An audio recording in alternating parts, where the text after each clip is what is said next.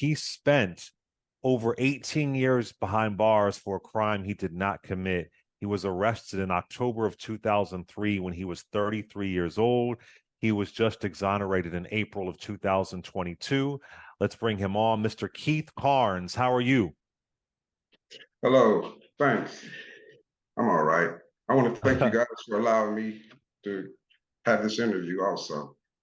Oh, absolutely, man. These stories are so important, and Missouri has a really disturbing history, so I'm glad that you're on. Mr. Carnes, I always start here. Tell me the person that you were back in October of 2003. You're 33 years old. Just tell me the man that you were back then before all this happened to you. At 33 in 2003, I was hustling out in the streets. With this situation, I was around the wrong people, the wrong time, at the wrong place, you know? And for folks who may not know, the incident is a 24-year-old is shot and killed named Larry White, and may he rest in power. Sad that anybody loses their lives, and equally sad when the wrong person is convicted for it, because that means the person who did the crime is out on the streets. So there's basically this shooting, and police are investigating. And if I have this right, your name comes up by one of the witnesses, but this witness isn't even sure that she saw the person, but somehow your name comes up. Is that accurate? Yes, that's how it happened. So tell me how you begin to first hearing that you're considered a suspect in this crime. Well, it happened all of a sudden. One day I'm riding in my car and the police pulled me over. So they wanted me for questioning, and I never left the jail ever, since then. Wow, you're just driving down the street and you're pulled over. And Yeah. do they send you directly to the police station? Directly to the police station, question me, and charge me. Wow. So tell me about this initial police interrogation. What's happening? What are they saying to you? And are you getting the sense that are you figuring out immediately that something really crazy is going down? Well, I just initially thought that they were just questioning, heard that questioning people about the crime that happened that day. And never did I think that I was about to be charged with it. And do you know why the person randomly said your name? Really, I really would have to blame that on the police department, Mm. Yeah, I How would have so? to blame Explain. the police department because my case is dealing with confidential informant, confidential informant, and corrupt police, botched investigations. And that's where it's a Brady violation is what they call it, where Right. withheld evidence that had been presented to a jury could have been a different outcome. And Exactly. that confidential informant initially, which was written a day after the crime, it placed no names or no descriptions or anything.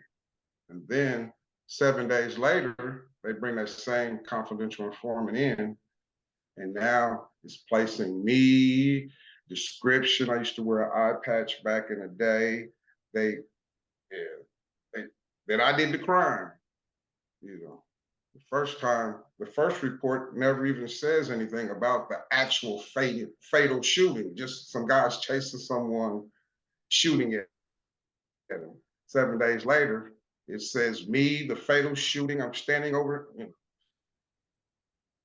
Wow. That's how it went. Did you know the victim, the No, 24-year-old? You didn't even no, know the victim whatsoever. no. And what was your alibi? Where did you say where were you at the time? At the time, I told the police when they questioned me about that I didn't do it. I used to be around there gambling, and that was pretty much on all that I told them. Got you. Got you. Got you. So the police narrow in on you. Now, Mr. Carnes, do you believe they narrowed in on you because they just wanted to close the case and they figured, hey, we got this random person. It'll be easy to convict him. What do you think their intention was? Well, truthfully, I believe, like they've done plenty of Black brothers across the nation, that were probably just out there hustling, because I was just out there hustling. I wasn't doing robbing and stealing and killing. You know, I'm pretty sure it's a lot of people out there like that they haven't busted for doing that, but they know that they're doing it. So they'll set them up like they did me for murders. Because my situation, some of those same drug officers over the years have shifted into the homicide department.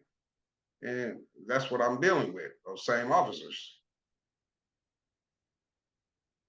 So you were arrested October 2003. You're charged with first-degree murder and one count of armed criminal action. So tell me about your representation. Well, my representation, the one that actually took me to trial, Yeah. um, every stone wasn't turned over in that situation. And I feel that they used my money. They didn't use my money the way that it should have been used for forensic experts to show that the physical evidence compared to the trial testimony was inaccurate, even though the medical examiner, when testified on trial, brought those type of facts out. Just a forensic expert in that field could have gave more merit to whoever's hearing and broke down, science. And he didn't spend my money on that like I wanted him to. I believe that that's one issue. It's a number of things, but I believe that was one that could have helped. Yeah, and also, I mean, you get caught up in this system, if you don't have the money to defend yourself, Yeah. it's very difficult because the state has all the money. Again, this happened in Kansas City, Missouri. So you don't go to trial until March of 2006. So are you behind bars this entire time from 2003 to 2006, waiting for trial? Yes, during that process, I had it set for trial and it got dismissed because of witness complications. And that same day that it was dismissed, the prosecutor immediately, before I got back to the county jail, refiled on me. And I went to trial later on with a jury and got found guilty. One of those witnesses, there's only two witnesses in my case against me. And during that jury trial, I thought I was going to beat the case. And it was a 3-day trial. The third day of trial, they bring in the confidential informant in handcuffs and put her on the stand. And we objected to it because we had been looking for her. And I did documentation trying to find her over the years, or 18 months, to do a proper deposition so she wouldn't just get on the stand and say a whole bunch of stuff we weren't prepared for. So we objected. The judge said, tells my lawyer, you got 10 minutes to go in the hallway to talk to her. We objected it for the record. She said Wow. some stuff we weren't prepared for, about 30 pages worth of stuff we weren't prepared for. I got found guilty. My lawyer argued that I was prejudiced by that 11th-hour witness. The judge agreed and gave me a new trial. So that was a blessing. I never left the county. So while I was in the county, I saw how serious and how they were trying to do me. So I went in legal mode and filed my own motions, about 20 motions. This time, I was kind of having problems with my lawyer towards the end. I wasn't feeling like he had my best interests at heart. So I ended up picking a bench trial the second time around, because during that jury trial, questions that were asked by the jury, by officers, medical examiners, saying that it couldn't have happened like that, for the jury to overlook that and believe some addicts, it just kind of spooked me. And just to give folks some context, that for folks who may not know, a bench trial is just a judge. One Yes, judge decides versus a jury. I want to also add it in your first trial that, as you said, this is an important point. You were wearing an eye patch. You yes, always had this eye patch on. An eye patch is a very distinct feature. I mean, not a right. lot of folks wear eye patches. And the witnesses never mentioned the They shooter never mentioned had an it. eye patch. Never mentioned that. I mean, Right. that's a really distinct. I can only think of a handful of folks I've ever seen in my life in person wearing an eye patch. So that's a really a distinct thing. And it's complicated. I mean, it's not even complicated. It's effed up that if you have informants who have an incentive to say something and help the prosecution close a case, I mean, what are they going to do? If they're there in handcuffs and they have an Especially incentive if to they're, say something. Go ahead. I'm yeah, sorry. especially if they're really high, addicted to drugs. They want to get back to the Right. drugs. Exactly. Exactly. So tell us about this second trial, the bench trial, which is in November of 2005. Well, judge, asked me, did I want to do that and why? And I told him my reasons, because how the jury overlooked so much of the facts. And you, an officer of the court, and you got to weigh out the facts and rule according to law. So I trusted him to do that. And he sold me out too on facts that were right in his face. So they collectively, did what they did. Everybody played their part, from the police, where it all starts, to the prosecutor, to the judge. They all played their part. You are convicted and you are sentenced to life without parole. Your conviction is finally in March of 2006. So you've already been behind bars for 3 years or so. So when you get that conviction and you're sentenced, what goes through your heart? What goes through your soul? The fight is on. You know, got to fight. That's all I could think of. It's time to. I didn't do it. Faith without works is dead. Mm-hmm. So stay prayed up. Just kept fighting. Like 11 years straight. Law library, law library. I didn't want to get comfortable with buying TVs or nothing. I didn't want to get comfortable with nothing. I was trying to get up out of prison. Denied, trying to break your spirit. But I never gave up hope. I knew that God was going to bring me through. It took a while, but it's all good. It's been rough since I've been out. That transition, therapy and counseling, that helps. But like I said, it's been tough. Yeah, can imagine, because taking 18 years, nearly 19 years of your life away, and Missouri has no compensation law. We'll talk about that in a bit. And so explain how you are eventually uh, exonerated. This happened in April of 2022, 18 years and 7 months later. How do you eventually get exonerated? I just find out through the exoneration list that I was on it shortly after my release. So that felt good. I didn't have to fight to. I've seen people get out and have to fight to get that. So I'm glad that they saw it very clear. Not only did a special masters get appointed to and assigned to go over the witness credibility and the facts of my case by the Missouri Supreme Court, that special masters ruled on my release, and then the state of Missouri fought for an additional 6 months to keep me in, saying that that judge made a mistake.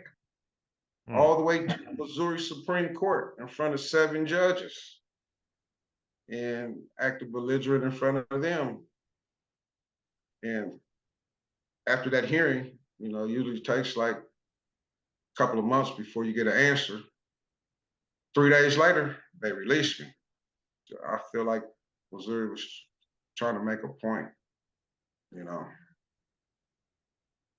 I just want to add a lot of crazy things went down in your case. Witnesses who testified at other hearings said that they've been more or less recanted. And like you said, you were exonerated. But what's interesting is that didn't they keep you over the weekend? Like you could have been released on a Friday, but then they decided to keep you till Monday. Till Monday. Yeah, the prosecutor, being malicious. If she could have announced it at noon, I could have got out that day, but they want to announce it around 5 when everything's shutting down. So that kept me there over the weekend. Man, I can't imagine nearly 19 years you are exonerated and they decide to keep you over the weekend. That's just cold. It is. It's Missouri. A lot of people label it misery. Who was the prosecutor? Do you want to say her name or you don't want to say her name? I'm not. Annie McGowan was my original prosecutor. Oh yeah, she has a little bit of a history. Oh yeah. Yeah, people Amy have gotten McGowan in out. Missouri. Yeah. Oh yeah. People have gotten out. More than one has gotten out behind her corruptness. Is she still working there? In the prosecutors? No, the system, when they get busted, they're allowed to go to different counties and get those same positions. Police, prosecutor, that's what they do.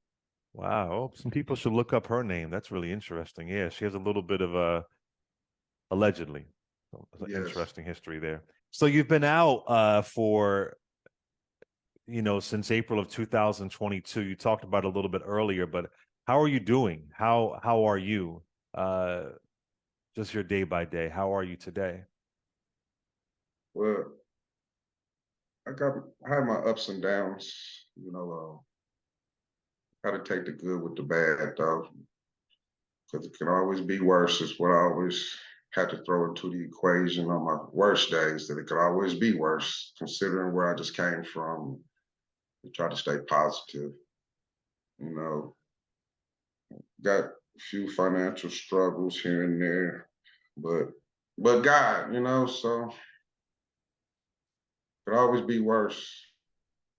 I'm not the type to really, complain a lot. I like to, it's been rough.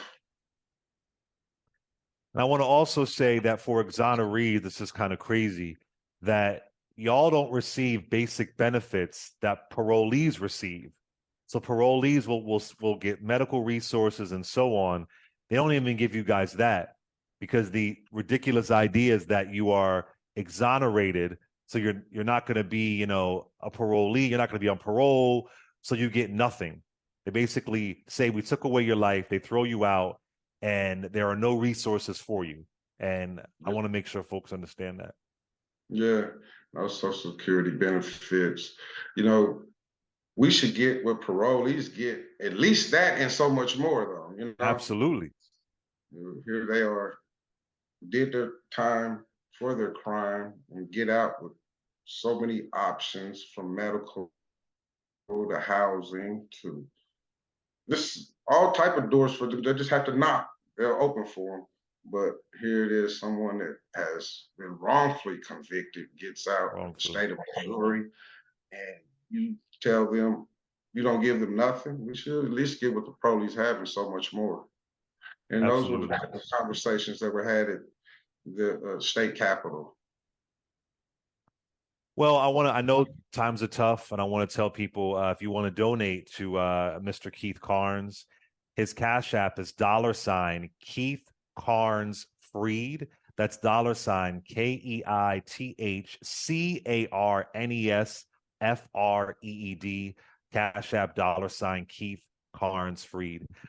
Mr. Carnes, I want to thank you for coming on and sharing your story. I know you are 53 years old now, and I'm sending you all the light and all the positivity that it'll only get better and more healing will come. And hopefully folks hearing your story will inspire people who have power in Missouri to do the right thing, at least bare minimum for compensation laws. So thank you. Yes, I want to thank you for being a platform for us to expose the corruptness and the injustice that we have faced. I want to thank you for that, Mr. Kane. Absolutely. Thank you for coming on, sir.